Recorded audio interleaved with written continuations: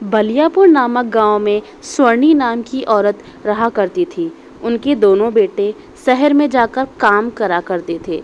बड़ी बहू का नाम प्रतिभा और छोटी बहू का नाम सुनैना था।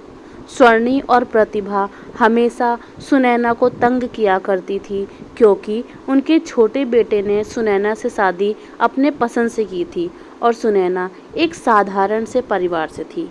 एक बार बड़ी बहू के हाथ से सास का चश्मा टूट गया। प्रतिभा, ये क्या कर दिया मैंने? ये तो माँ जी कल ही बनवा कर लाई थी। उनको पता चलेगा तो वो बहुत गुस्सा होंगी। क्या करूँ क्या करूँ? प्रतिभा बाहर काम कर रही सुनैना के पास गई और कहा, प्रतिभा, सुनैना सुनो, माँ जी के कमरे से जूठे बर्तन ले आओ। सुनैना, ठीक है दीदी, अभी ले आई। सुनैना जैसे ही माँ जी के कमरे में गई तो उसने देखा कि चश्मा नीचे टूटा हुआ है। उसने चश्मा उठाया ही था, तब तक प्रतिभा माँ जी को लेकर वहाँ पहुँच गई। प्रतिभा, हे भगवान, माँ जी का चश्मा तोड़ दिया। माँ जी कल ही इसे बनवा कर लाई थी। ये क्या किया तूने सुनैना? कोई काम ध्यान से नहीं करती हो तुम। कितना नुकसान कर दिया। स्वर्णी, ये क्या कर दिया तूने? जब से आई है नुकसान पे नुकसान किए जा रही है। एक तो घर से खाली हाथ आ गई और जो अब मेरे घर में बचा है वो भी तोड़ना चाहती है। सुनैना, माँ जी, ये मैंने नहीं किया। प्रतिभा दीदी ने मुझे बर्तन देने भेजा था तो मैंने देखा कि चश्मा टूटा हुआ नीचे गिरा है। प्रतिभा, तू क्या कहना चाहती है कि ये चश्मा मैंने तोड़ा है? सुनैना, नहीं दीदी, मैं तो माँ जी को बता रही थी कि मैंने चश्मा नहीं तोड़ा। यहाँ प्रतिभा रोने की एक्टिंग करके दिखाती है। प्रतिभा, मेरी किस्मत देखो ना माँ जी, आपने देखा ना, आपके सामने मुझे गलत बना रही है। सुनैना, नहीं दीदी, ऐसा मेरा कोई इरादा नहीं है। प्रतिभा, चुप रहो तुम, एक तो नुकसान करती हो, ऊपर से झूठ भी बोलती हो। स्वर्णी, जाओ मेरे सामने से और दोबारा मत आना जब तक घर का सारा काम खत्म ना हो जाए, समझी? उसके बाद तुम जंगल चली जाना, वहाँ से लकड़ियाँ काट कर ले आना। प्रतिभा, जंगल चली जाइयो समय से, समझ गई? सुनैना, लेकिन दीदी, इन सब कामों को करने में ही शाम हो जाएगी। इतनी जल्दी ये सब कैसे करूँगी? प्रतिभा, मुझे क्या पता, माँ जी ने बोल दिया सो बोल दिया, समझ गई? सुनैना, माँ जी। स्वर्णी, प्रतिभा ने क्या कहा समझ नहीं आया? सुनैना, ठीक है माँ जी, जाती हूँ। बेचारी सुनैना उदास मन से वहाँ से चली जाती है। स्वर्णी, भगवान करे जंगल से वापस ही ना आए। मैं अपने बेटे की किसी अच्छे घर में शादी कर दूंगी और दहेज में बहुत सारे गहने और रुपए भी ले लूँगी। ये सब सुनैना ने सुन लिया। प्रतिभा, माँ जी, मेरे लिए भी एक सोने का हार ले लेना। आखिरकार मैं इस घर की बड़ी बहू हूँ। स्वर्णी, ठीक है, जाओ अब मेरे लिए कुछ बढ़िया सा खाने को ले आओ। प्रतिभा, जी माँ जी, अभी लेकर आई। प्रतिभा वहाँ से चली गई। स्वर्णी, अब बस इस सुनैना को इस दुनिया से मिटाना होगा। एक बार ये काम हो जाए, मैं पंडितों को जी भर के खाना खिलाऊंगी। सुनैना काम करते करते रोने लगी। सुनैना, मैं ऐसा क्या करूं जिससे माँ जी मेरे बारे में ये सब सोचना बंद कर दे। हे भगवान, मुझ पर अपनी कृपा करो, मैं ये सब नहीं सह पाऊंगी। सारा काम करने के बाद सुनैना अपने साथ खाने के लिए 4 रोटी और थोड़ी सब्जी बांध के जंगल ले गई। सुनैना जंगल में लकड़ी काटने लगती है। उसने लकड़ी का एक गट्ठा बनाया और छाँव में बैठ गई। तब उसके थैले से रोटी का डिब्बा नीचे गिर गया। सुनैना, अरे, मैं तो खाना ही भूल गई। लोग काम भूल जाते हैं और मैं आके खाना ही भूल गई। क्या करूं? अब बस जल्दी घर पहुंच जाती हूं। इसे खाऊं या नहीं? ऐसा करती हूं, खा लेती हूं। वैसे भी सुबह से कुछ नहीं खाया, फिर रात का खाना भी तो बनाना पड़ेगा। सुनैना बैठकर खाना खाने ही वाली होती है कि तभी वहाँ पर एक बकरी उसके सामने आकर बैठ जाती है। सुनैना, तुझे भूख लगी है? आजा, तू भी खा ले। एक और रोटी बकरी को दे देती है। बकरी फिर भी नहीं जाती। इस बार वो एक रोटी और देती है और इस बार बकरी चली जाती है। सुनैना, लगता है इसके नसीब में रोटी खाना लिखा था। चलो, इस बेजुबान के पेट में भी कुछ चला गया। इसके बाद वो थोड़ा सा पानी पीती है। तब तक जंगल में एक बूढ़ी औरत बहुत सारा सामान लेकर गुजर रही होती है। सुनैना, माँ जी आप इस जंगल में? बूढ़ी औरत, मैं अपने गांव जा रही हूँ बेटी, ये रास्ता जल्दी पहुँचा देता है इसलिए यहाँ से जा रही हूँ। औरत बहुत बूढ़ी थी, सुनैना को उस पर दया आ गई। सुनैना, अम्मा बैठो, मेरे पास 2 रोटी है, आप इन्हें खा लो। वैसे भी मुझे तो घर जाना है, इसलिए इन्हें खाने का तो कोई समय ही नहीं है मेरे पास। आप मुझे थकी हुई लगती हो, आप इन्हें खा लो। अम्मा बैठ गई और हैरानी से सुनैना की तरफ देखने लगी। बूढ़ी औरत, इस जंगल में लगता है भगवान ने तुझे भेजा है मेरे लिए। ला बेटी ला, जोरों से भूख लगी है मुझे, बहुत बुरा हाल है, खुश रहे तू बेटी।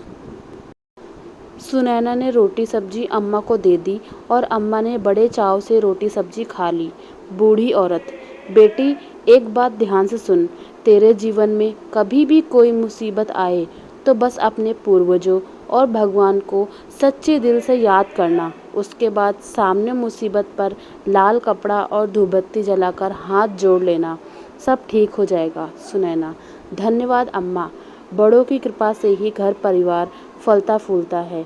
कभी बलियापुर गांव में आना होगा तो किसी से भी पूछ लेना मेरी माँ जी का नाम, उनका नाम स्वर्णी देवी है, तो आपको बता देंगे मेरे घर का पता। कभी आना हो तो हमसे मिलने ज़रूर आना। बूढ़ी औरत, ज़रूर बेटा, कभी मौका मिले तो ज़रूर आऊँगी। अब बेटी तू जल्दी घर जा, ये जंगल तेरे लिए सुरक्षित नहीं है। सुनैना, ठीक है अम्मा, आप भी जल्दी चले जाओ।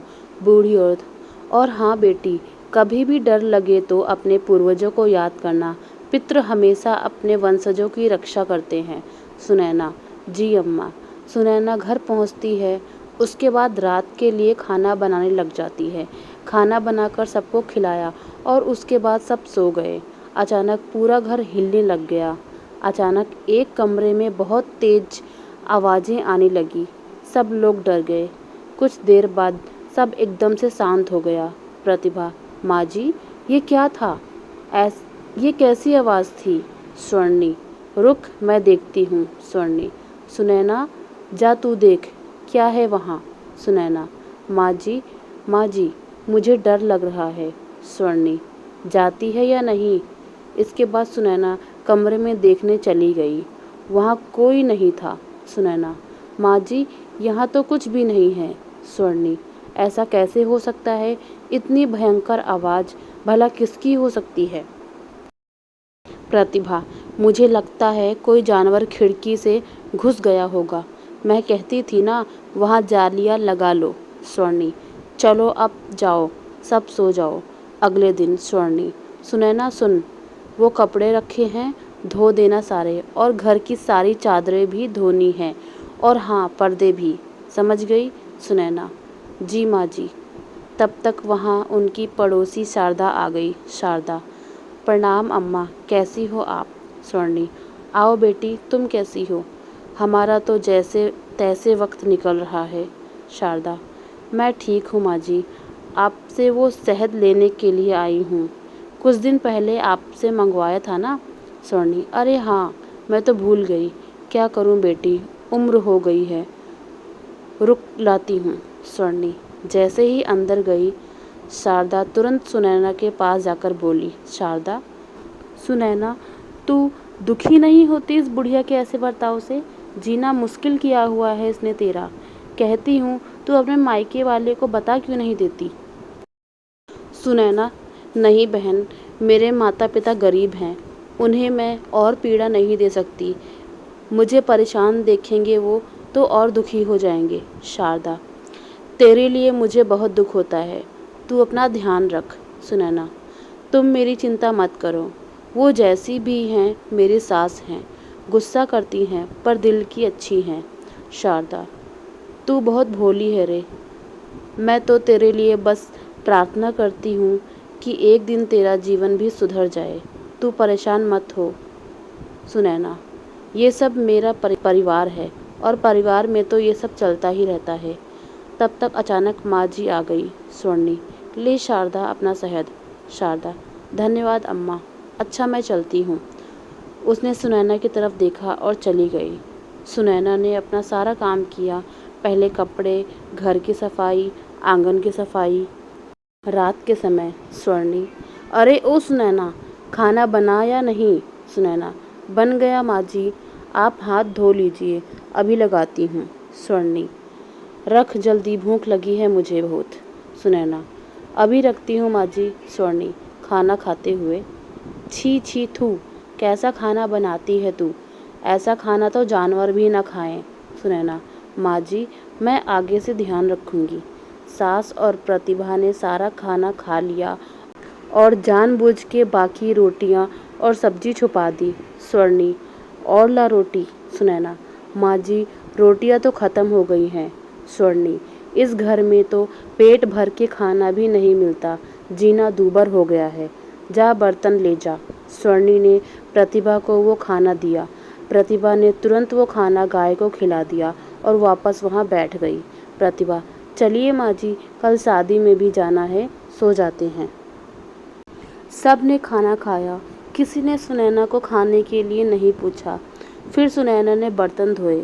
आधी रात को अचानक आवाज़ आने लगी। सब बाहर आ गए। प्रतिभा, माँ जी फिर से यही आवाज़। स्वर्णी, ये आवाज़ तो कल से भी ज़्यादा है। प्रतिभा, माँ जी उस सुनैना को वहाँ भेज देते हैं, आप कमरा बंद कर देना। स्वर्णी, अगर वहाँ कोई जानवर होगा तो इसे खा लेगा। स्वर्णी, सुनैना जाके देख वहाँ कौन है। सुनैना, नहीं नहीं माँ जी, मुझे डर लग रहा है। स्वर्णी, जाती है या मारूं? सुनैना जैसे ही कमरे में गई, प्रतिभा ने दरवाज़ा बंद कर दिया। सुनैना, माँ जी दरवाज़ा खोलिए, आप मेरे साथ ये सब क्यों कर रही हैं माँ जी? मुझे डर लग रहा है। स्वर्णी, ये सब मेरे बेटे की ज़िंदगी में आने से पहले सोचना चाहिए था, अब भुगत। दोनों हंसने लगी। सुनैना, माँ जी यहाँ सांप है, सांप सांप। सुनैना जाकर कोने में छिप गई। सुनैना को अचानक अम्मा की बात याद आई। सुनैना ने तुरंत अपने पूर्वजों को याद किया। सुनैना, हे पितृ, मेरी रक्षा करो, कोई तो उपाय दो ताकि मैं इस मुसीबत से बच पाऊँ। अचानक वहाँ पे लाल कपड़ा और धूपबत्ती आ गई। सुनैना को बुढ़िया माँ की बात याद आ गई। सुनैना तुरंत डरते डरते उसके पास गई और धीरे से उसके ऊपर लाल कपड़ा और धूपबत्ती जलाने लग गई और भगवान का नाम जपने लगी। सुनैना, हे ईश्वर मेरी रक्षा करो मेरी। प्रतिभा, माँ जी चलिए, लगता है वो मर गई, जानवरों ने उसे अभी तक खा लिया होगा, कल इस कमरे को खोलेंगे। स्वर्णी, ठीक है, भगवान करे इस बार ये मुसीबत टल जाए। अगले दिन प्रतिभा ने कमरा खोला। सुनैना एक जगह पे लेटी हुई थी। प्रतिभा चिल्लाई। स्वर्णी, क्या हुआ, कहीं भूत तो नहीं देख लिया? स्वर्णी जैसे ही कमरे में आई, उसने देखा कि चारों तरफ सोना ही सोना बिखरा हुआ है। स्वर्णी, हमारी तो किस्मत ही खुल गई प्रतिभा। प्रतिभा, माँ जी एक साथ दो मुसीबत टल गई, पहली वो मुसीबत और दूसरी गरीबी। आज से हम ऐशो आराम की ज़िंदगी जिएंगे। माँ जी देखिए ना, इतना सारा सोना, इससे तो हमारी कई पीढ़ियाँ मज़े से अपना जीवन बिता सकेंगी। प्रतिभा जैसे ही सोने का एक गहना उठाती है। प्रतिभा, कितना सुंदर है ना माँ जी, मेरे गले में बहुत अच्छा लगेगा, ठीक कहा ना मैंने? तब तक अचानक प्रतिभा को जोर से करंट लगता है और माँ जी को सांप पकड़ लेता है। माँ जी चिल्लाने लगती हैं। चिल्लाने की वजह से सुनैना उठ जाती है। उसी समय अम्मा वहाँ प्रकट हो जाती हैं। बूढ़ी औरत, ये सब केवल सुनैना का है, इस खजाने में किसी ने भी बुरी नज़र डाली तो उसे मैं नहीं छोड़ूंगी। प्रतिभा ने वो हार फेंक दिया। सुनैना, अम्मा, माँ जी और प्रतिभा दीदी को छोड़ दो आप। बूढ़ी औरत, नहीं बेटी, ये सब तुझे जीने नहीं देंगे, मेरे होते हुए तुझे तंग कोई नहीं करेगा। सुनैना, अम्मा आपके आगे हाथ जोड़ती हूँ, कृपया छोड़ दो इन्हें। बूढ़ी औरत, ठीक है, दोनों बच जाती हैं। सुनैना, माँ जी आप ठीक तो है ना? सुनैना, प्रतिभा दीदी आप ठीक हो ना? सुनैना, अम्मा मेरी बात का मान रखने के लिए धन्यवाद। बूढ़ी औरत, ये सब तेरा है सुनैना। सुनैना, अम्मा ये सब मेरा कैसे हुआ? मुझे आप ये सब क्यों दे रही हो? बूढ़ी औरत, बेटा ये तेरा ही था हमेशा से। एक ज़माने में तेरे पूर्वजों ने इस खजाने को छुपाया था दुश्मनों से। वो चाहते थे कि ये सब उनके किसी वारिस को मिले जो ईमानदार और नेक हो, ताकि सबका भला हो सके। वो चाहते थे कि दुश्मन इसका गलत इस्तेमाल ना कर पाएँ, इसलिए उन्होंने इस खजाने की पूजा कराई। इसके बाद ये खजाना सर्प में बदल गया और तब से वो तुम्हारे वंश के सही उत्तराधिकारी को खोज रहा था। तुमने जिस बकरी को रोटी खिलाई वो असल में सर्प था, जो भेष बदलकर तुम्हारे सामने बकरी बनकर आया था, ये जानने के लिए कि तुम वही सही उत्तराधिकारी हो कि नहीं। बेटी, तू बहुत भोली है। सब याद रखना, ये खजाना सिर्फ तुम्हारा है। ये कोई मामूली खजाना नहीं है, मंत्रों द्वारा सिद्ध किया गया खजाना है। याद रखना, इस खजाने की सुरक्षा स्वयं सर्प देव करते हैं। इसलिए सुनैना, तुम इसको खो जाने की चिंता मत करना। ये हमेशा तुम्हारे पास रहेगा। तुम्हारा कल्याण हो। सुनैना, माँ जी, ये सब आपका है। इसका जो कुछ भी करना है वो आपकी मर्जी से ही होगा। स्वर्णी, बेटा मैंने हमेशा तेरे साथ बुरा किया। तू चाहती तो इतना सारा धन पाके हमें घर से बाहर निकाल सकती थी, पर तू ये सब मुझे दे रही है। क्यों सुनैना? सुनैना, माँ जी, मैं हमेशा चुप रहती थी ताकि एक दिन आप मेरे प्यार को समझ सको। देखो ना, आज आपको मेरा इस परिवार के प्रति प्रेम समझ आ गया। इससे ज़्यादा मुझे कुछ भी नहीं चाहिए। प्रतिभा, मुझे माफ़ कर दो। मैंने तुम्हें हमेशा मारना चाहा, लेकिन आज तुमने मुझे बचाकर मेरी नज़रों में अपनी इज्जत और बढ़ा दी है। आज से मैं हमेशा तुम्हारी बड़ी बहन बन के रहूँगी और तुम्हें कुछ नहीं होने दूँगी। स्वर्णी, सुनैना, इसकी हकदार सिर्फ तुम हो। ये जिम्मेदारी तुझे ही संभालनी होगी। तेरे पूर्वजों का भरोसा है, तू इसलिए अपनी जिम्मेदारी को समझकर वही करे जो सही है। स्वर्णी, जी माँ जी, मैं आपकी बात का मान रखूँगी। इसके बाद सुनैना का परिवार बहुत अमीर हो गया। सुनैना दान पुण्य करने लगी और खुशी खुशी अपने परिवार के साथ रहने लगी।